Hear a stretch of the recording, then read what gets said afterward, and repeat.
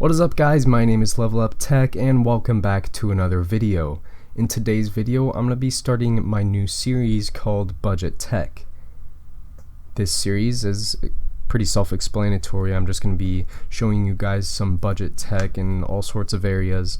And today, we've got a budget RGB mechanical keyboard. So right away, I'm going to say that this keyboard is $35, and you may be saying that's not really a budget price for a keyboard, but in the realm of RGB mechanical gaming keyboards, they usually range between $100 and $200, and that's a lot of money. So $35 is honestly a bargain when it comes to these kind of keyboards. But the keyboard I'm talking about is the Redragon KUMARA, I don't know if that's how you say it, Redragon KUMARA RGB mechanical gaming keyboard. As I said, it's $35 and I've had a pretty good experience with it so far, so let's get right into it.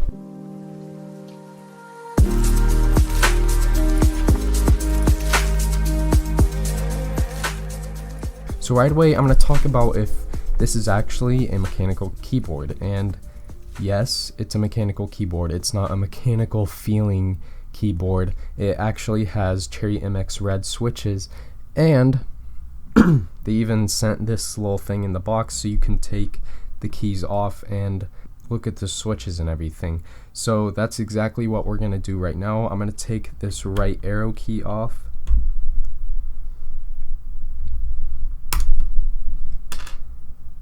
and here it is.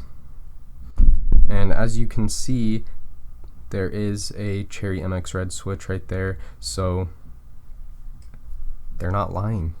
In all my shots of this keyboard so far, I've not had the RGB setting on, so we're going to get into that right now. So the first setting is snake. It'll just go around, and it actually does this when it boots up. So it'll go around and it'll light up that little area and then kind of branch out. It'll just do that over and over again when you have it on that setting, but it also does do that when it boots up, and it looks really cool.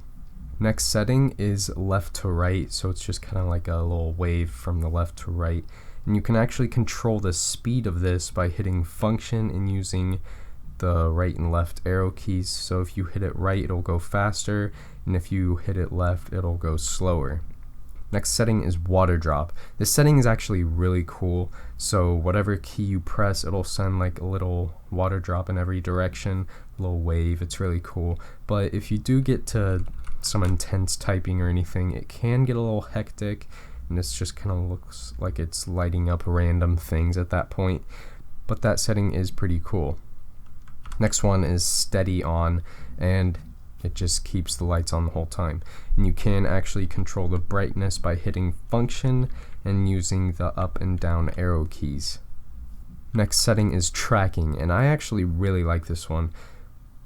It'll light up any key that you press, and then after a few seconds that key will fade away, but it looks really cool in my opinion, and I like it a lot. Next up we have breathing, so it just fades in, fades out. You can control the speed of this one as well by hitting function, using the right arrow key to speed it up, left arrow key to slow it down.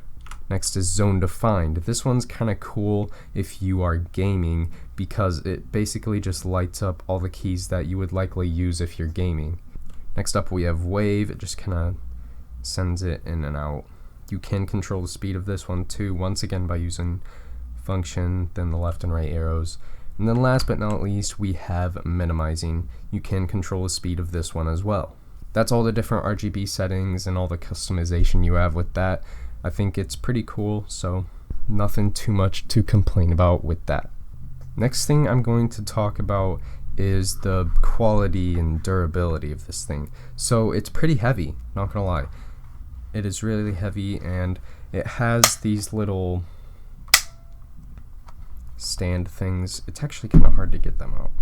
But anyway, the durability of this thing is insane. Like, I could try to bend this, but I would not be able to budge it at all. Like, it is super durable, and there's no complaints right there, because you just can't harm it. The keys are plastic, but they do feel really nice, and quality and durability overall is really nice for this keyboard.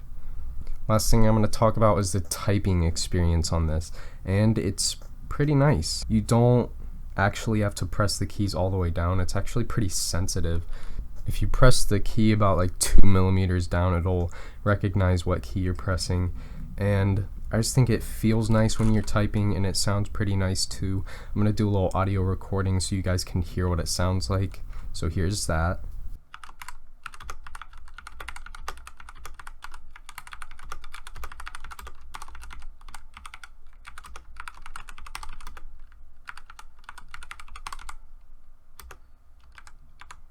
And yeah, just overall, I'm loving my typing experience and basically everything with this keyboard. That's all there really is to this mechanical RGB gaming keyboard. It is a really nice keyboard coming in at $35, and I have no big complaints really. I think there's a lot of different usability with this. There are also like media buttons at the top, I forgot to mention that, but those can also be super useful. And overall, this keyboard is just great. But that's video 1 for my budget tech series, and hope you all enjoyed it. I'll see you all in the next one. Peace.